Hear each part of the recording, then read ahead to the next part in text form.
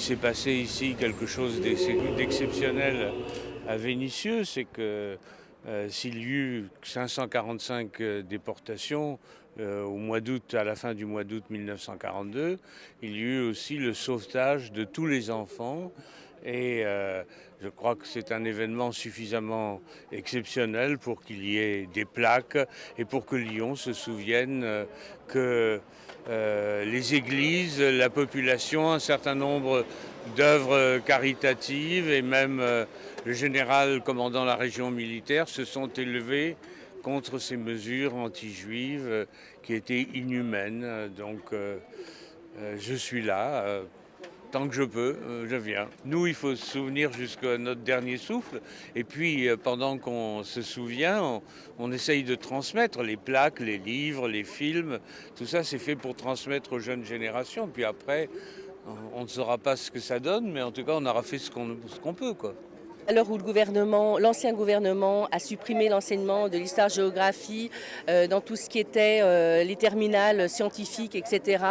À l'heure aussi où, par exemple, on a la famille de Renault qui demande la réhabilitation, par exemple, je crois que c'est important de redire des choses, de les marteler quelque part pour les générations futures.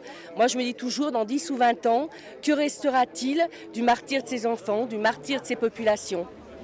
Epstein, Rosa, Erdmann, Ishot, Erdmann, Mariem, Fabien Saifa, Grandes, Chaim, Graumann, Hersch, Salomon, Jacob, Salbert Bushka, Samet Baruch, Saiber Laya, Saiber Mariem, Dauber Moritz, Smith Hella, Schwarz Aaron.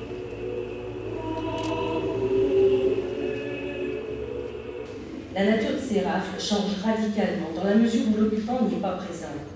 Et c'est donc l'État français qui livre de lui-même ses propres citoyens. N'oublions pas une chose, à travers ces rafles ignobles, n'oublions pas que dans le projet d'anéantissement de la culture juive en Europe, le régime nazi a fait des enfants juifs une cible à part. Ils sont les héritiers, le futur du judaïsme, et en tant que maillon entre le présent et l'avenir, il faut les exterminer, les liquider. Et nous disons des vers, nous récitons la divine comédie, des fables et des comptines. Cela ne sert à rien, on meurt quand même. L'art ne sert à rien, car on meurt toujours. Mais l'image reste. L'image d'un convoi d'enfants qui chantent en allant vers la mort et disent en nous exterminant, c'est vous que vous tuez. 70 ans après, la France n'a pas fini avec l'antisémitisme, ou plutôt devrais-je dire avec les antisémitismes. On ne peut aller vers une direction que quand on sait d'où on vient.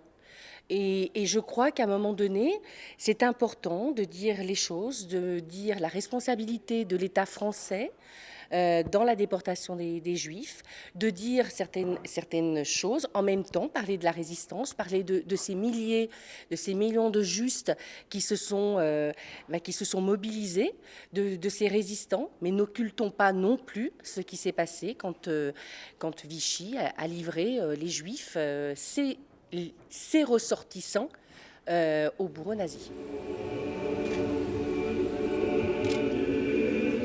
Ce qui m'a frappé, c'est la séparation d'un enfant, d'un bébé, de sa mère. Je vois encore la pauvre femme, des bras comme ça, puis un bébé de quelques mois pour le sauver. Alors, on l'a gardé, mais la pauvre femme, elle avait l'air désespérée. Hein. Je ne sais même pas si on est capable d'imaginer ça en tant que parent, de signer une délégation de parentalité à des inconnus pour pouvoir sauver son enfant. Je crois que c'est un déchirement aussi pour ces enfants qui ont survécu et qui ont caché pendant plusieurs années ensuite leur nom, leur identité pour effectivement ne pas être arrêtés.